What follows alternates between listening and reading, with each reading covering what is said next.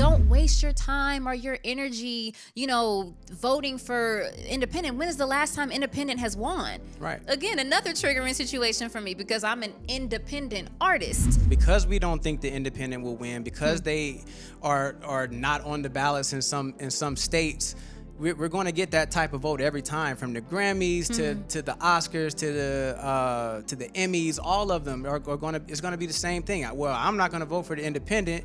I'm just going to go with what I know because I know they're more likely to win, and we don't want to split that vote up even more. But yeah, it has to go. The media has chosen them to give them the visibility. It has nothing to do with the art at all anymore, just like politics have nothing to do with their passions and what they stand for. Now, what constitutes celebrity is beyond like gift and passion and their right to be there as someone who actually has something to say. It's literally the opposite now, where we want vessels so that we can feed them and fill them up and be our mascot.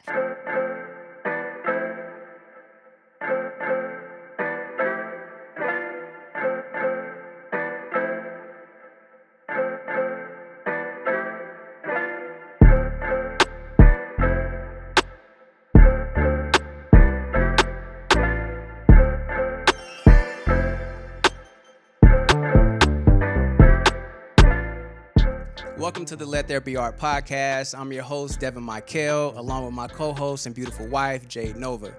She's an amazing singer, actress, and songwriter, and I'm a music producer, musical director, composer, and industry veteran of over 15 years who's worked with Rihanna, Lizzo, and Stevie Wonder, to name a few. We started the Let There Be Art podcast to teach and inspire people in our community to build sustainable careers as independent creators from a holistic perspective that focuses on mind, body, and soul. All right, well, today's episode, we're going to talk about politics, and not just, politics as most people know them when we think about our government or we think about American politics, but the politics of the music industry and how they parallel each other. There's a lot of similarities between the music industry and our political system, which is why I believe, when we're referring to different things in the industry that feel unfair or, whatever it might be, we'll say, oh, that's because it's political. Mm-hmm. And I definitely believe that's where it came from, is our own political system and the nepotism and the corruption and the hierarchies that exist within politics. And it mirrors our industry as well, the entertainment industry. Yeah, not just music. I think it exists in all industries, from retail to entertainment to the health industry, everything. There's we know people in every industry that have a hard time cutting through because of these huge corporations who kind of monopolize their industries, but because of the alliances that they build with government.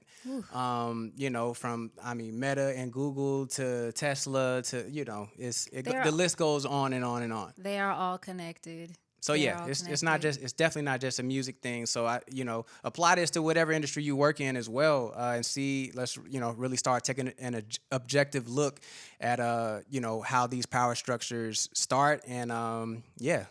All right, so I think we should get into this clip. It's of Erykah Badu, the Queen Mother. She's spitting facts per usual, in her music and her being and just the things that she says. She's always raising the awareness and helping to shift the collective consciousness. So let's listen to this clip.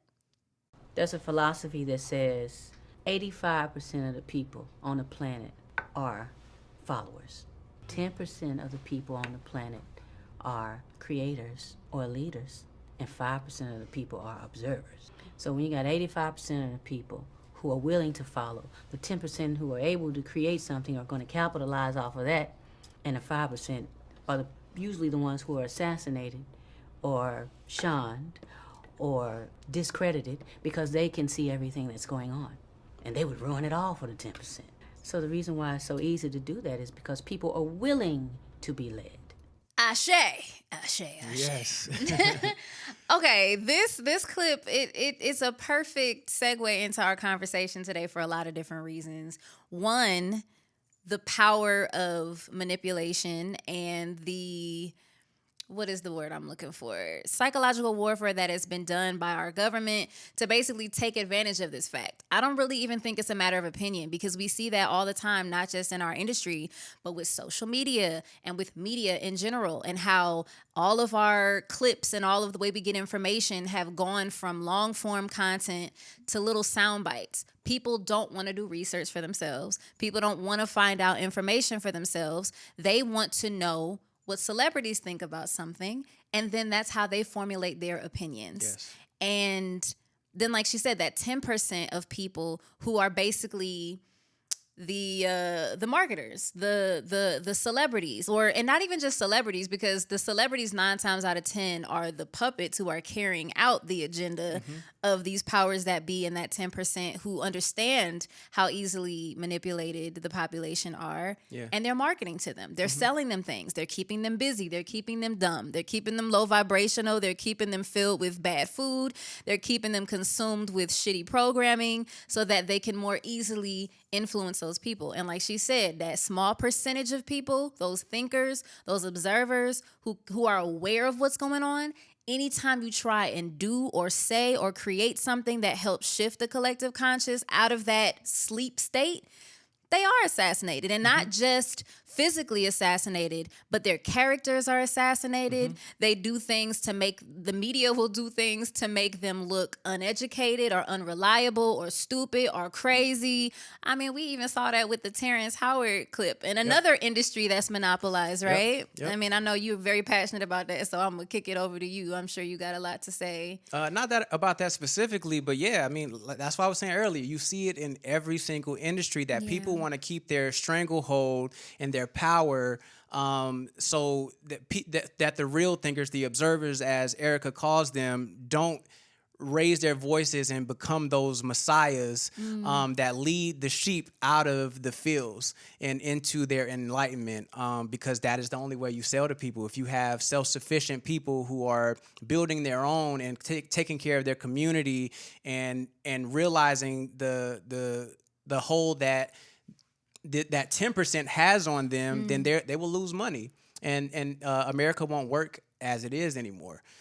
So yeah, they definitely did it with Terrence Howard and all that he's trying to bring, to math and science and let the people know, in case if they've been living under a rock and haven't seen this clip. Can you explain kind of what Terrence Howard was talking about? Yeah, so he was basically saying that math, the way we know it, doesn't work for how the world works. That everything in our world is in motion. So if we have a fixed set of math problems, it does not equate for everything being circular or in motion or creating this spiral versus this straight line obsession that we have in our world. As you see, we have straight lines on everything, and that's not quantifiable in reality. Right, because he was saying straight lines don't exist in nature anywhere. Yeah, and he's just taking a perspective of someone who's been able to pull from all these different parts of life that he's been able to study, and not someone who's been hyper focused on being a mathematician or just being in that world where that's all you know, and you don't get all of these other elements to make your knowledge deeper. And I can relate to that totally as someone who's a student of the world. I like researching all kinds of things, and I can bring these parallels in from my experience in music and my experience in making myself healthier and all these different things. It's like, okay, well, this is why this works, and just taking a whole nother perspective. A lot of people in the intellectual community will call them polymaths, or people who just have a bunch of different knowledge about a bunch of different things. And you see people like Billy Carson who are like that, or Yahki who's like that. So yeah, I can definitely relate to that, and that everything ain't so cut and dry.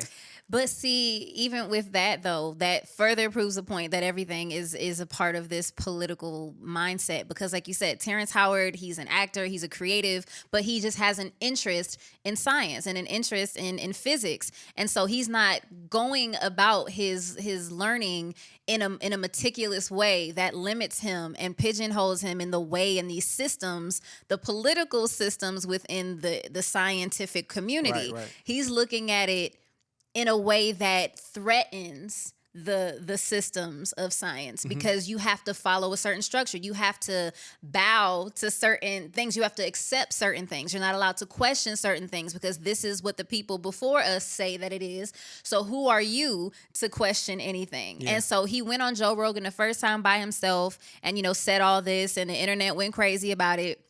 But then he came back on, and I know we're shifting off a little bit, but I think it's all related. He went back on the podcast, and there was this scientist. I don't know this dude's name, but his energy, it was not cute. I don't care. I'm sorry, bro. I don't know you, but your aura was giving real brown. I wasn't into it. And it basically just seemed like he was going on there to try and make Terrence Howard look stupid. Yep. Back to my point of, hey, now we're going to create this space that makes the outside world look at him like he is crazy, so we can get the right soundbite, so we can catch him up in the right thing to basically contradict anything that he's saying, so you don't go down this rabbit hole of getting the information for yourself. Yeah. So he took Terrence Howard on here and thought he was gonna make him look stupid.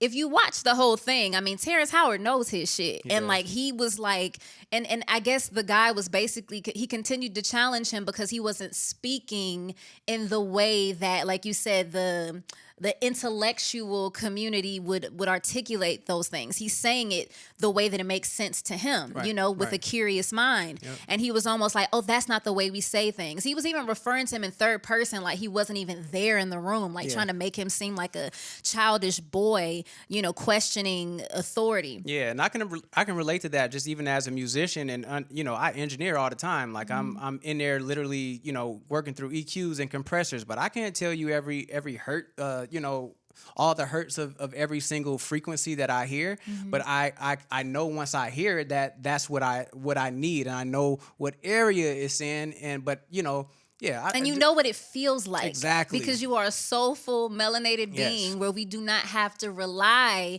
on information. We rely on intuition. Yes. We rely on instinct. We are people who are connected to the earth. And so, I didn't love how they tried to play Terrence Howard. And I'm not going to act like I know shit about what they was talking about. I just thought this is really cool to see someone challenge the status quo and have done his research and have receipts to back up some of his claims. Right. And it's like, anytime I see a group of people getting threatened by that challenging, the challenging of the status quo, it makes me want to dig deeper into what the person challenging the status quo was saying. Yeah. Because I don't take anything for face value. I don't take anything the media is trying to tell me is true. I don't take anything for face value. Yeah. And then just to bring it back home, so, we have these, followers, the 85% are the followers, the 10% are the celebrities or the people who influence those followers. And then we have the 5% who are the observers or the free thinkers. The rebels. Right. Who are here to lead the few of the sheep, and, even some of the, celebrities. What did she call them exactly? The 10%? She said 85% are followers, 10% are I think she said the one, I don't know what the exact word she said was, but basically the ones who take advantage of the fact that 85% of the world want to be led. They're the ones who are influencing, so to speak. So influencers, celebrities, businesses, for media, for lack of a whatever word she said, and yes, definitely media. I guess which bucket do you fall in, and have you seen yourself? I guess transition through any over the years? I mean, I would say I'm an observer for sure, because I have an awareness of what's going on. It's a lonely space to be in.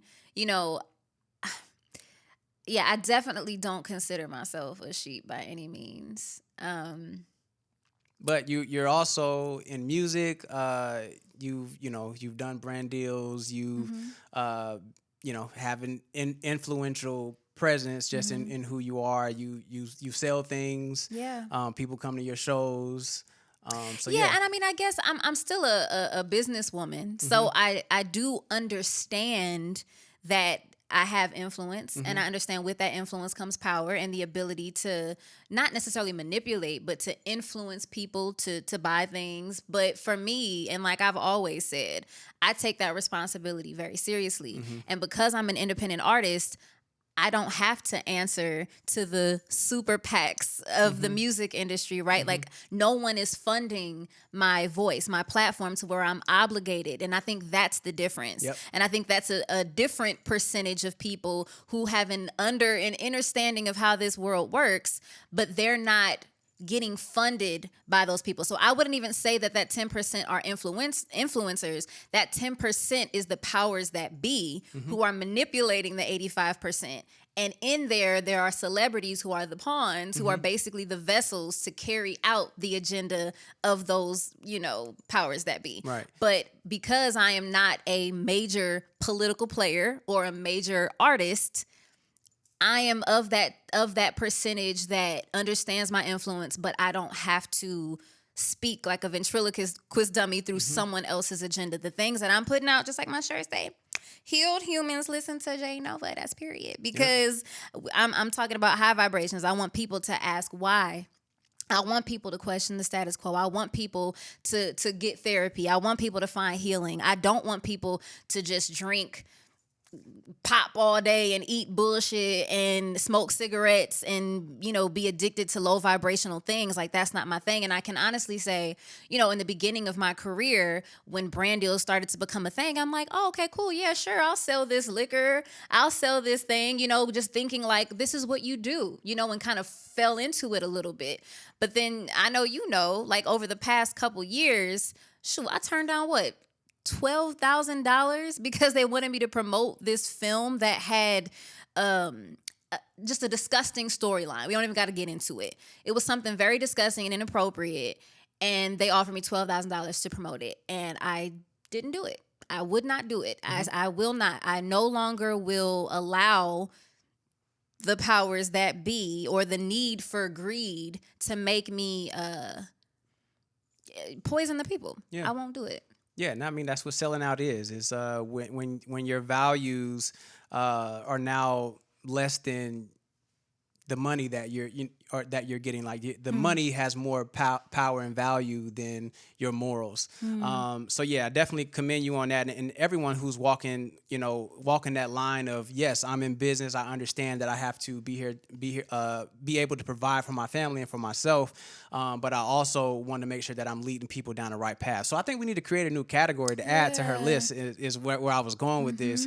I don't know what that is, but I think that's an even smaller number of people.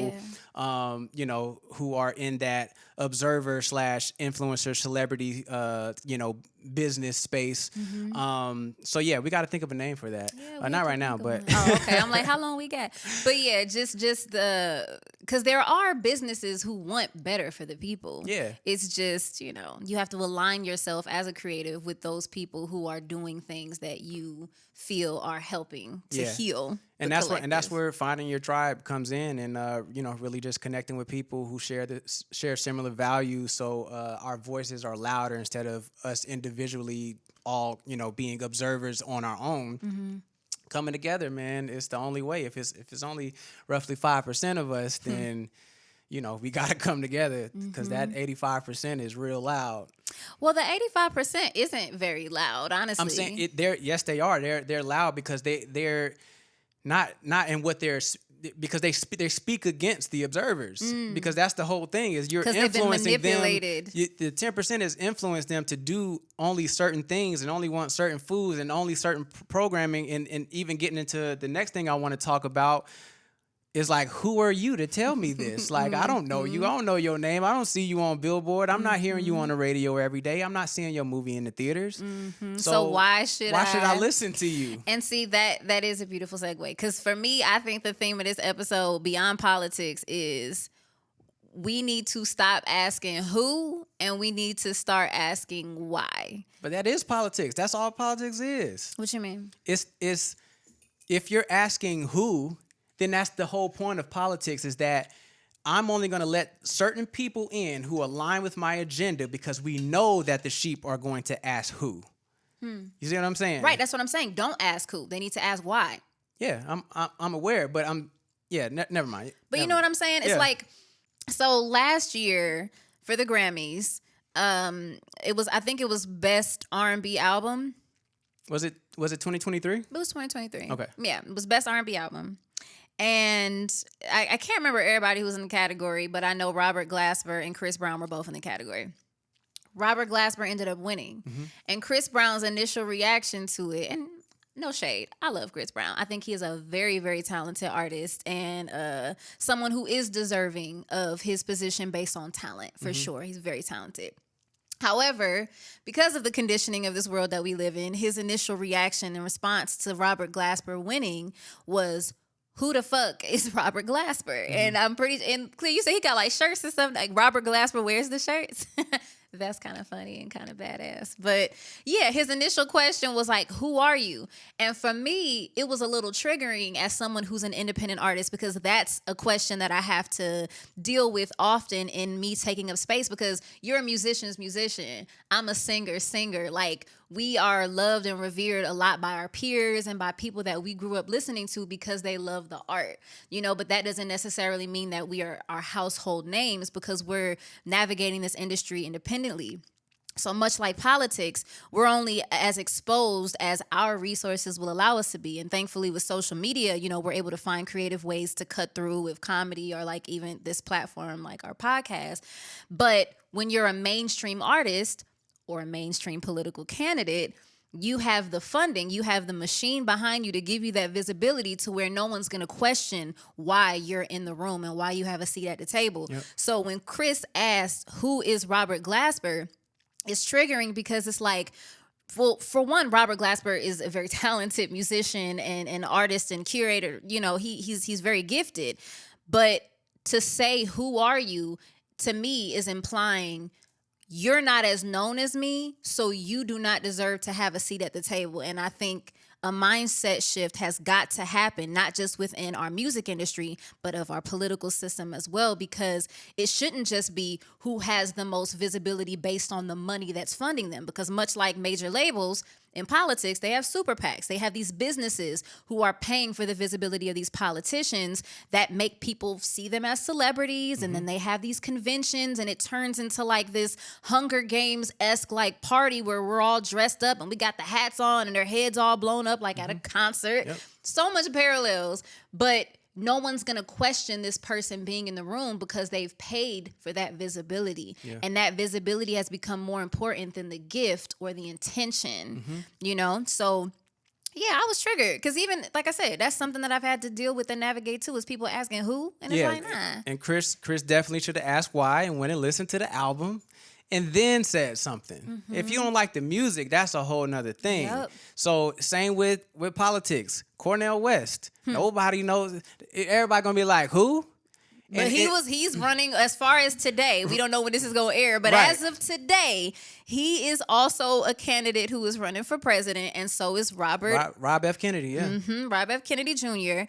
And the conversation that I've constantly seen in my algorithm is, oh, well, it's Trump or it's Harris, or these are the lesser of two evils. And it's like, nah, these are just the two that you see who are in the major label equivalent of our political system, because they're Democrat and Republican. And it's become so binary that they're able to pump money into these two systems so that these are the only people that you see and that you look into. And it's like, let's not split the vote. If I hear that script one more time of like, don't waste your time or your energy, voting for independent. When is the last time independent has won? Right. Again, another triggering situation for me because I'm an independent artist. Yeah, so what's going to happen is we will always vote because we don't think the independent will win, because they are not on the ballots in some states. we're going to get that type of vote every time, from the Grammys to the Oscars to the Emmys. All of them are going to, it's going to be the same thing. Well, I'm not going to vote for the independent. I'm just going to go with what I know because I know they're more likely to win, and we don't want to split that vote up even more. But yeah, that it has to go. I personally wish that in politics, everybody got the same amount of airtime. You should not have to pay for that. If we're really objectively trying to look at who's going to build the best policy, then we will not put people in these boxes where they're only judged by how popular they are. It's really doing us a disservice not to have all the options in front of our face. Like, there's people, millions and millions of people who don't even know that there's other candidates out there. Yeah. And same in music, same in film, all the things, theater. Yeah, but that just boils down to getting money out of politics, and I don't know if that's ever going to happen. Yeah, Citizens United is one of the worst bills that have ever been passed. That happened during Obama's administration, where they allowed unlimited amounts of corporate money to be put into campaigns.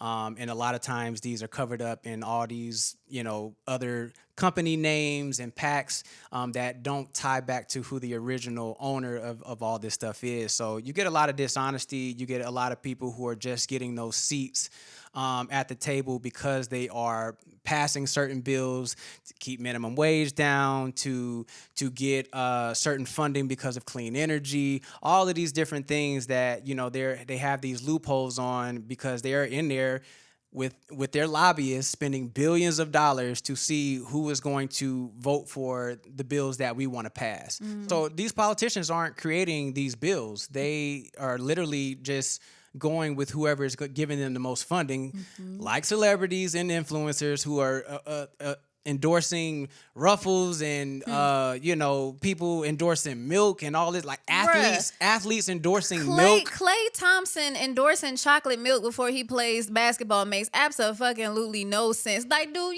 you are not drinking no chocolate milk before you go on a professional court. Yeah. Gatorade, I'm sorry. And look, I might get canceled. But I'm just saying, like, what are we doing? It's got like blue dye number, whatever the heck. It's probably the worst thing that you could put in your body.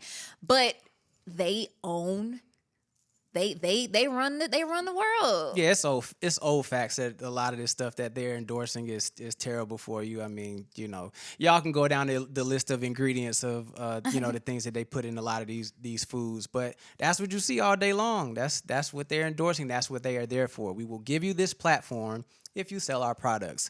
We will give you this platform as politicians if you sell these bills. Which same thing. Which basically is proof that when we think about our political system, the people the presidents are merely the vessel for the people who are funding their campaigns. Yep. And here's my thing. Kamala Harris, and this was just because the DNC just happened based on, I don't know when this episode is coming out, but where we are in the world right now, the DNC just happened.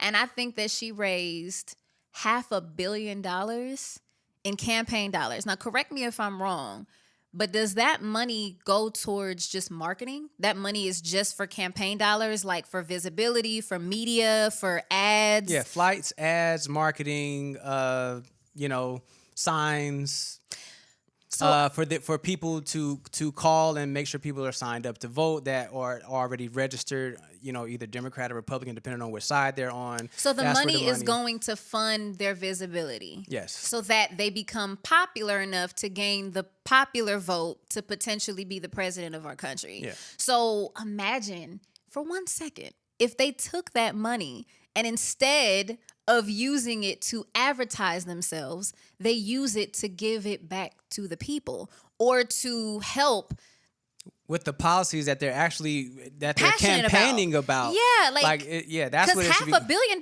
can go a long way. While we talking about all these issues that we got in our country, imagine if the candidates took their campaign dollars and gave them back to the people instead of use them to try to become the major artist. Yeah. Because I'm not gonna hold you. And again, I'm not saying all this to say that I'm voting one way or the other. I'm just calling a spade. And I'm seeing the similarities because in, like you said, not just our industry, but in all of the industries, you can just observe and see that at the end of the day, whoever has the money has the power because they have the visibility, and the visibility comes from the media who funds it. It's like this cyclical system that keeps things in a very certain vibration. And it's like, so I'm not saying all of this to like down any individual. I'm downing the system. Yeah. Because as long as this is the way the system is, nothing's ever going to change. How can anything ever change? Yeah, and we've talked about this before, but you can never get someone's authenticity when money is involved. You said it. You said it yourself. With like just even on a lower level where you've done brand deals with major companies, and it may not have necessarily been something that you wanted to push, but it's like I'm getting a check for it until you were like, nah, I can't do that anymore. I can't just endorse anything. I want to be very intentional with my platform. But yeah, so but when you are owned, you can't make that decision. You can't speak out against it. You lose all your authenticity. And that is the only way you can be fulfilled as a person. You can't get up there and be fake and go against your morals and not feel that at night. Which is why I think we have so many people who are depressed and sad. You know, some of the richest and most famous people in the world are going through hell mentally. And thinking about what you just said, or what Erykah was saying earlier about that percentage who does decide to use the platform to speak out against it, who get assassinated, and I'm sure we probably can't even say that word, huh? Do we have to bleep it out? I feel like it's one of those words that get you flagged on who get unalived? Yeah. The people but it's not, like I said, it's not a physical, it's not necessarily that they unalive you. It's that they mute you and they make it to where your credibility and all of those things no longer make you someone who people should listen to. Yeah, shadow banning, the fact checking by only the only fact checkers that they approve to do this. So many things. Even in science and the studies and peer review papers that come out that are supposed to be proof that certain things are fact. They're only going to publish the ones that were funded by the government. You will not see people who have different results outside of that get funded ever. But the reason, and I'm sorry, and yes, I'm with you, but the reason I said that was about thinking about artists who have historically used their platform to go against the status quo or inform the people about, liberation. Michael Jackson and Prince and John Lennon, and we have seen it time and time again. Rob Kennedy. I'm sorry, not Rob Kennedy. John F. Kennedy. John F. Kennedy, right, in the political realm. Yep. It's Martin Luther King. It's a very and Kyrie Irving. That's what I say. It's not just a physical unaliving. Malcolm X, Kanye, the list goes on. It is a public. I don't want to say these words, but you know what I'm saying. It make an example out of one of them to make everyone feel like they have to go along with it. And we saw that with COVID. I know, I'm just saying, we saw what happened to Kyrie Irving in his career because he's a part of an organization. He's a part of the NBA. And God forbid you say anything that goes against what we're aligned with, because we're funded by these people who are encouraging the masses to do certain things with their bodies. And who are you to do this? Oh, you're someone who's crazy. Oh, we'll bring up stuff from your past. We're going to find ways to make it to where your voice should not be one that's valued because you're lesser of a person. It happens every single time. Yep. When you think about our industry and you think about celebrities, right? I feel that there has been a shift from this industry leading with talent and skill to it being like, okay, I don't need to rely on talent and skill anymore. I just need someone who's going to be popular enough, who don't really care, who don't really stand for anything, or not even just that, who's just not even aware of what it is that I'm doing and how I'm using you. I'm going to take these people who come from nothing a lot of times, and by nothing, I don't mean that their circumstances can't be beautiful. I just mean people with limited means, or people who don't have any other alternatives and how they're going to make ends meet. It's like, cool, I'm going to be a rapper now, and I'm going to be able to be liked because they're going to guarantee my visibility. And now we have artists who are out here saying the craziest stuff, but no one's going to hold them accountable because we see them all the time. And their visibility means that they have a right to be in this room and that their voice is one that should be heard because it's being magnified. Yeah. It's being like highlighted and then become nominated for Best New Artist. But it's all controlled by everything. The reason that they're nominated for Best New Artist is because the media has chosen them to give them the visibility. It has nothing to do with the art at all anymore, just like politics have nothing to do with their passions and what they stand for. And so now they can sell to us pretty much anything that they want to. And it's crazy because I'll even see, and this exists again across all spaces, where the media is pushing something to us, and it'll look like, based on your algorithm, that, oh, everybody must feel this way. Everybody thinks this way because that's what they're saying. Everybody thinks this way, or how everyone thinks this way. But then when I have conversations one-on-one with people and realizing like, oh no, I really don't rock with this, or reading comments sometimes like, how did this person get here? Everyone's questioning it, but it just can happen because when you have the money, you have the power, and it just kind of is what it is. And that's a very scary space to be in, is that now what constitutes celebrity is beyond like gift and passion and their right to be there as someone who actually has something to say. It's literally the opposite now, where we want vessels so that we can feed them and fill them up and be our mascot. And they're just gonna they may as well just wear stickers like a NASCAR car, because that's literally all they are at this point. And it's scary. Yeah, I don't think it's in all industries though. I think you see it more in music because I think they understand that music has such a power to raise the vibration of people. Or lower the vibration. Yes, for sure. But specifically, I'm talking about it raising the vibration of people because that's what music used to do. And just like you spoke on John Lennon and Marvin Gaye and Michael Jackson and people who were speaking out against this thing, and they understand, okay, well, we can't let this power go too far. Same with hip hop. It was, yes, rooted in the struggle and in crime-ridden neighborhoods sometimes, but because they saw it from that perspective, they wanted to get out of it. It was Pan-Africanism. It was, fight the power and all of these things, and they just had to flip it in another way. So definitely in music, but in something like sports, you don't see that as much. Yes, there will always be people who are just as talented who won't make the NBA because there's only 400 people in the NBA. But you still have to be talented to make it in.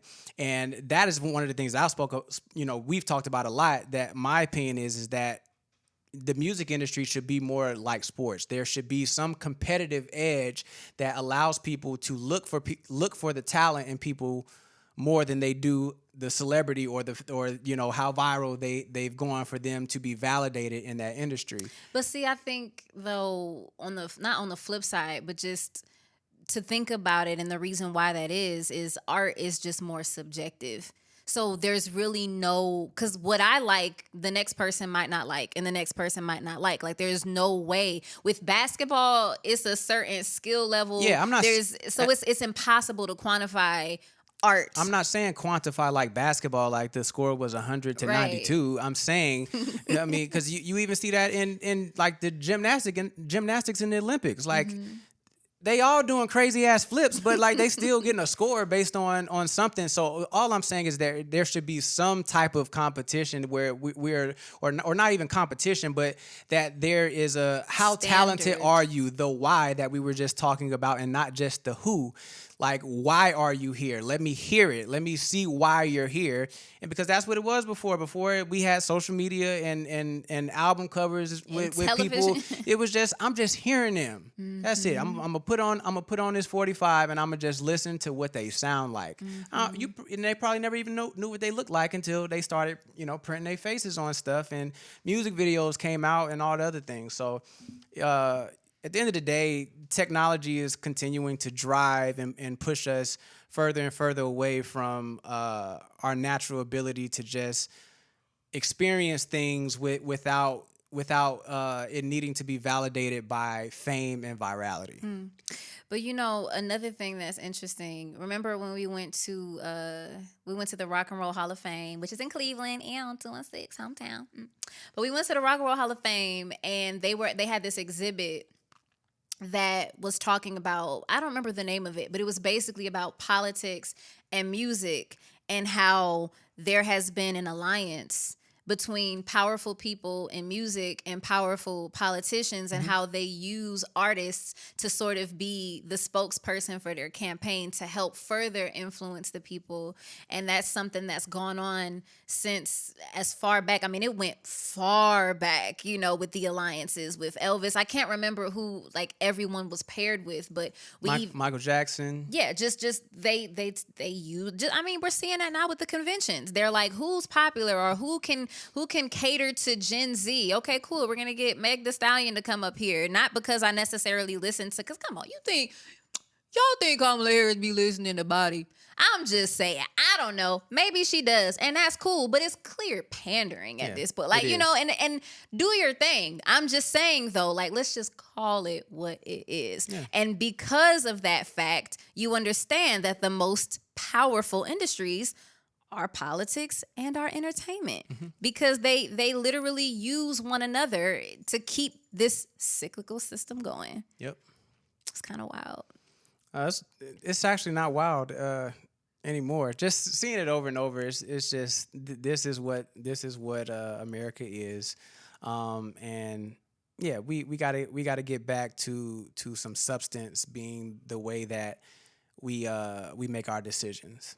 And how do you propose that shift could even happen? It's gonna take more of the 10% of the influencers, celebrities, and businesses having somewhat of a conscience and being like you and saying, hey, I'm not going to endorse certain things anymore. I'm going to take a stand. We're gonna come together, and like I said, the only way such a small percent of people are going to make enough noise to wake a lot of the 85% up is if they come together. That's the only way. So find your tribe, speak your truth, and more people will feel empowered to do the same thing. We've had people who've influenced us to speak our truth, because at one point we were nervous to do that because of feeling like we wouldn't be able to participate. What they do, what they do to all these celebrities and saying these things is like, yo, I actually think that. So now I'm not going to say it because they've already made an example out of them. So let me shut up so I can keep getting this check.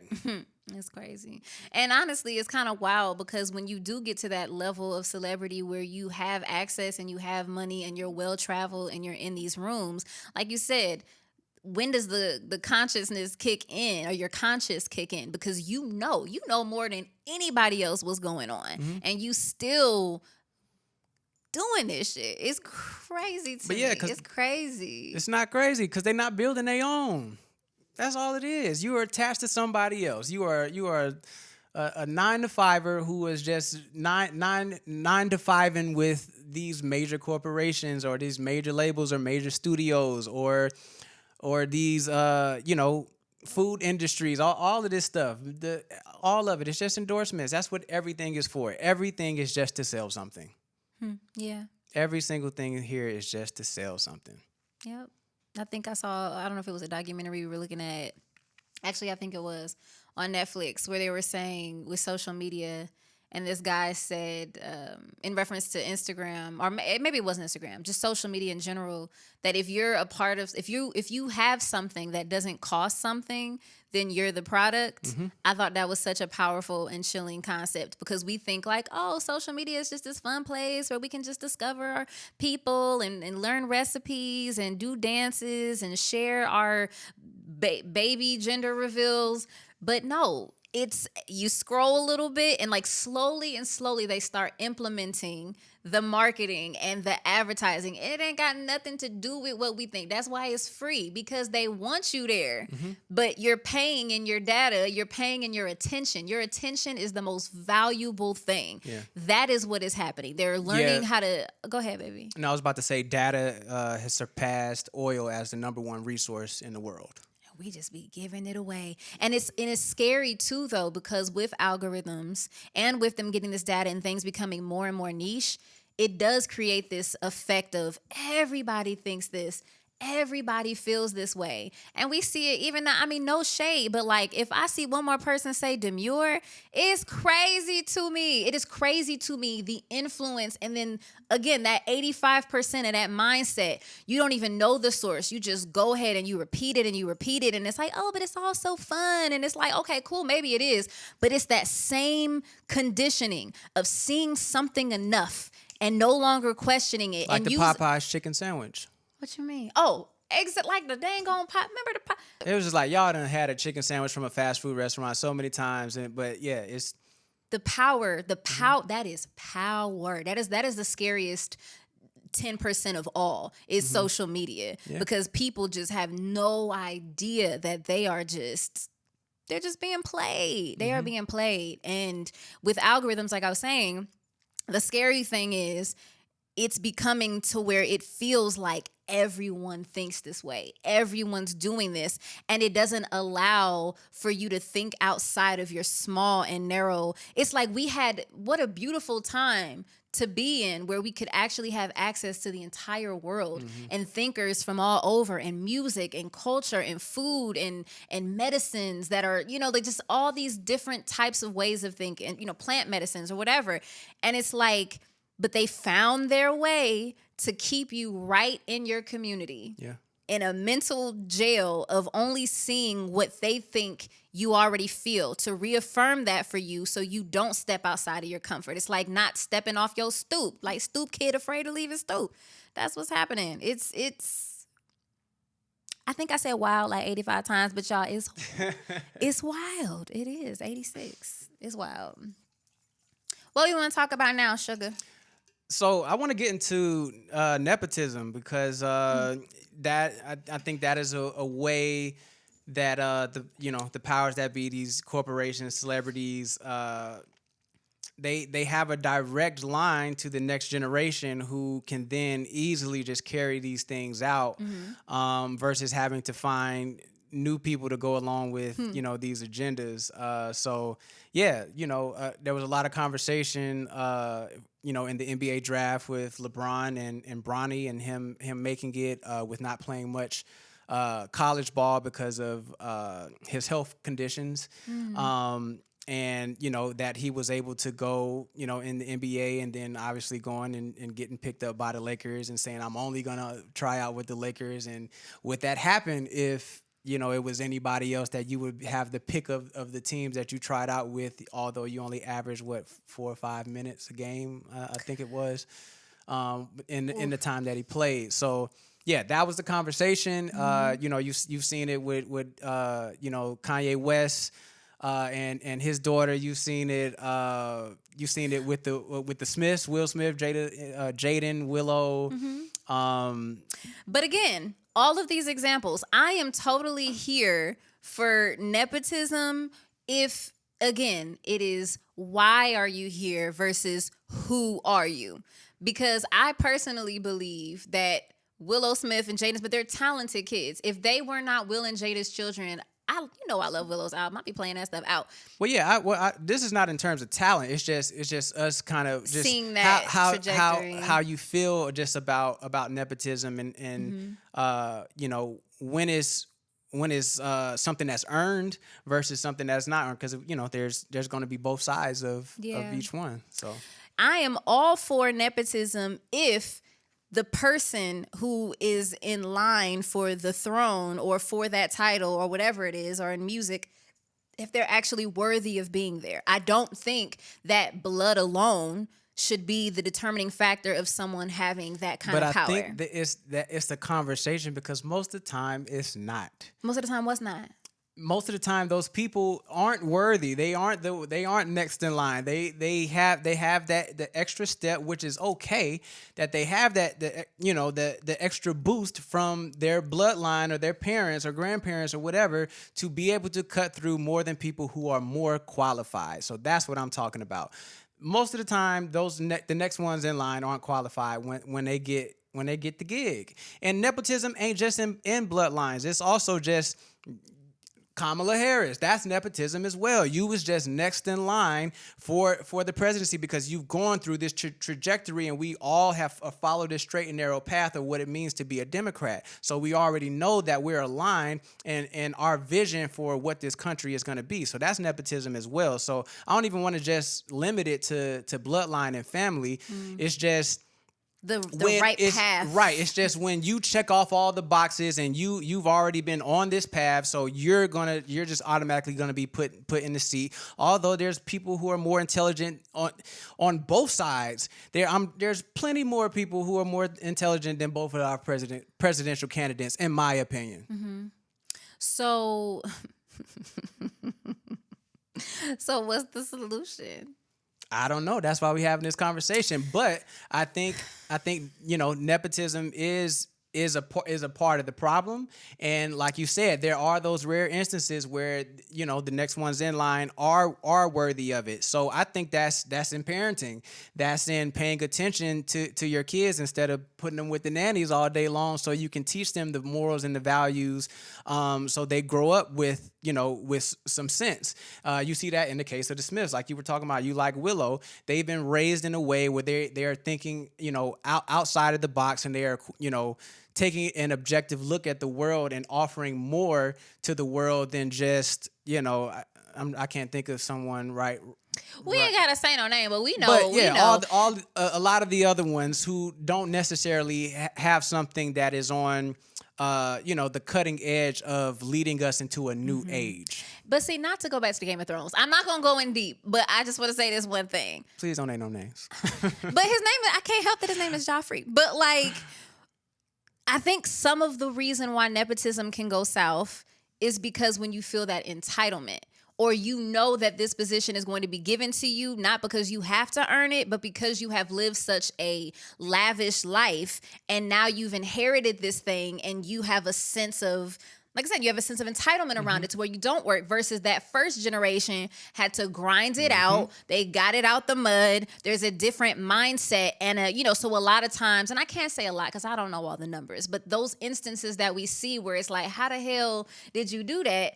It's 9 times out of 10. Did you do what? Did you make it, or did you get this ability to do this thing that you really don't have a gift to do, but you have the right mom or dad or whoever?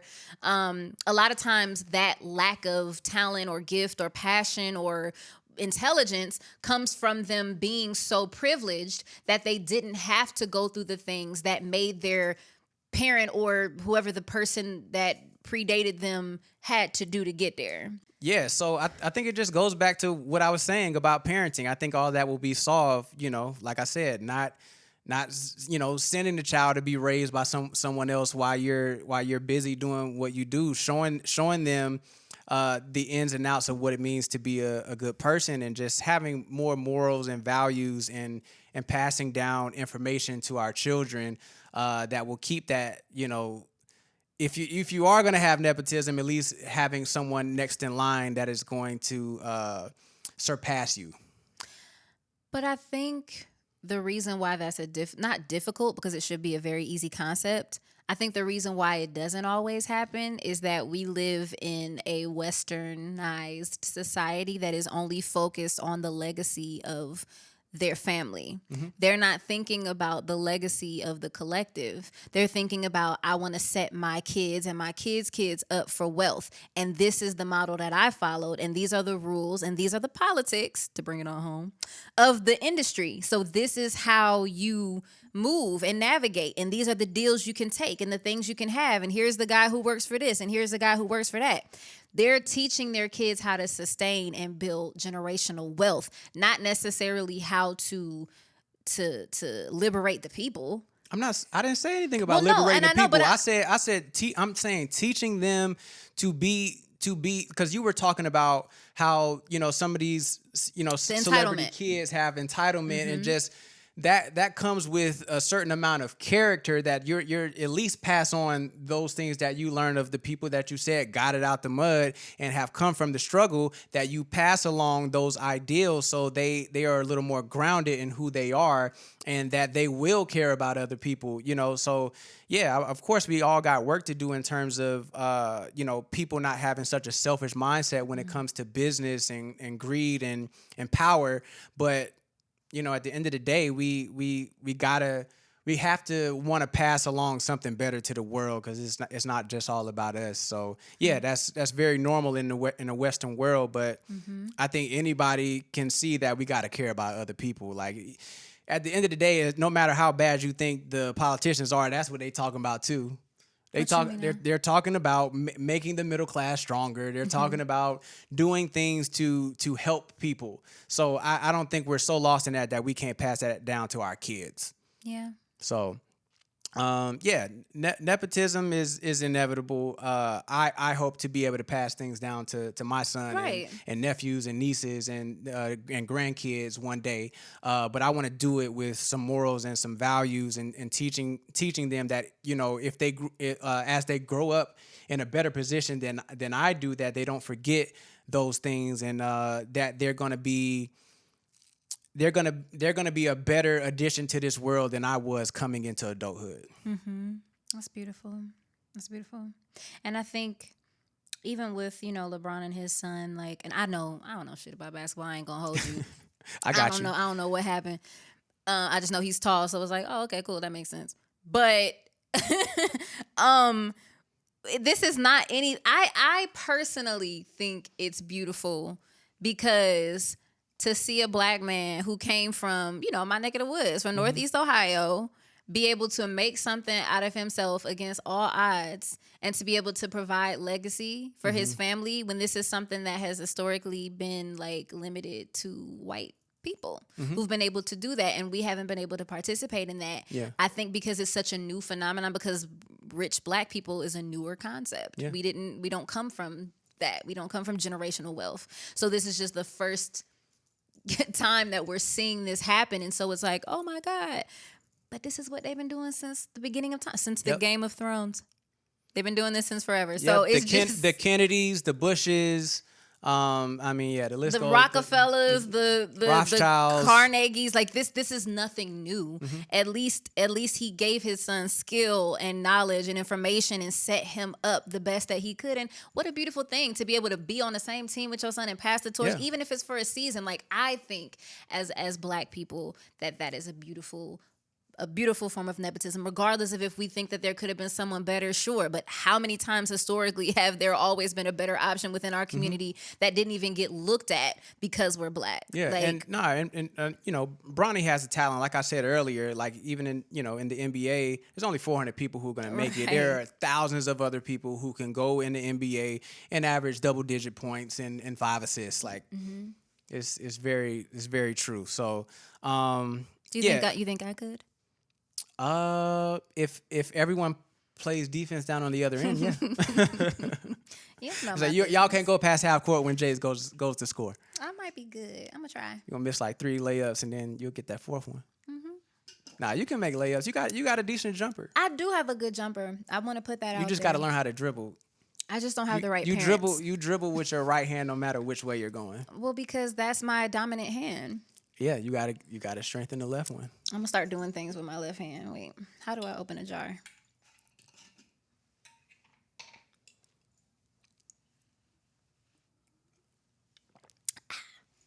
I'm gonna start. Junie was saying in that 19 Keys book that he said that you should start using your less dominant hand to do things. I'm gonna start doing that. Well, good luck. I hope it goes better than I was than the lip gloss that's on your face. Wait, for real? No, I'm playing. Right. But anyway, you want to wrap this thing on up? Yeah. Do we have any segments? Oh, we do. Do you want to do the gem of the week? Sure, yeah. All right, gem of the week. Who you got for us? So gem of the week is basically someone who is an independent creator, artist, actor, a documentary, anything that was created by people without major funding or a major, situation. So, yeah, who do you got for us this week? I would like to highlight Yahki. Okay. I would like to highlight Yahki Awakened. He is, and you got me hip to him years ago when we did our detox and we used his herbs and his plan. I mean, even on our fridge right now, our son only uses his fruit combination charts, like super intelligent, just knowledgeable Black man who is healing our community, Yes. and educating our community and giving out that education for free. Yeah. I mean, but there are ways that you can support him, and we buy his capsules and his herbs and things like that. But he is someone who is clearly of the independent mind and space, because he's not just capitalizing on it in a way that, cut corners or where you only have to go to me, like gatekeeping. Like, no, he's like, you can buy my herbs or here's how you can do it. Like, he is actually giving back and creating legacy to the collective. Yeah, and I think that's even, something that we all can take as independent creators and business owners, entrepreneurs, that give value to people, man. And people want to give to you if you are selflessly giving value and information to people. And yeah, that's why I will always support what he does. Yahki is an amazing man and all that he's doing. And, any way that we can support, we always will, because he's a giver and he's hungry for knowledge and has learned so many things. I was actually just watching one of his talks recently yesterday.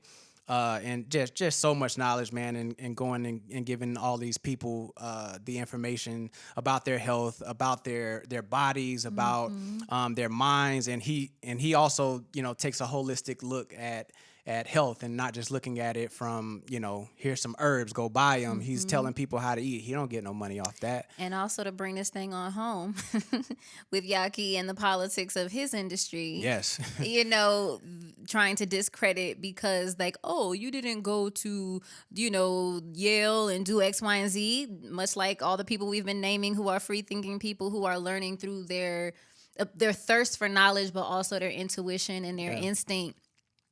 Being someone who's self-educated, his knowledge and his information has helped me shift the way that I think about disease and think about just basically, again, asking why, like questioning everything. Or why is it that you have to go to this particular school? Like, I've gone down these rabbit holes thanks to these questions that he's planted in our heads. So yeah, because he's fighting a powerful industry and big pharma that spends a lot of money on these campaigns as well to kind of bring it back to the topic. They don't want to see people healing themselves naturally because they can't patent that. Well, not only that, they're in the business of sick people. If they were in the business of healing, they'd be out of business. If everybody knew how to heal themselves, you wouldn't need their pharmaceutical drugs. And that's where the patent comes in, because that's where the money is made. They have to have the patent in order to do it. Otherwise, as we continue to get back more in a natural state as human beings, we can just grow it ourselves. There's herbs literally growing in your yard if you don't put pesticides and weed killers on them that will grow right in your backyard that you can heal yourself with, and they don't want that. Oh, no. We're too focused on aesthetic over than, healing ourselves and allowing the earth to just be what it is. But we could talk about this all day long and twice on Sunday. But again, the influencers, the what are the 85%, the followers, whatever line you fall in, whatever category you fall in, I just want to challenge you to ask why. And if you are someone who is of influence, I want to challenge you to ask yourself why, and to be more conscious of what it is that you're putting out there, and to do more research into why you are endorsing certain things, whether that is politically, whether that is a medical thing, whether that is a beverage, exactly, food, whatever it is. Just think about not just your bag, but how it is affecting the collective. Because like my man said, this is mind, body, and soul. This is holistic. This is all about thinking of things from a holistic perspective and not just for yourself and your own personal gain. Yeah, it's bigger than you. It's always bigger than you. I really want to sing that song from Dreamgirls now, but I know this is a serious moment. It is. Yeah. I mean, they're singing it now, so. I'm not going to do it. But yeah, this has been a great conversation, and I just want to thank you guys for tuning in to the Let There Be Art podcast. Again, I'm your host, Devin Mykel. I'm Jade Novah. And we'll catch y'all next time. Peace.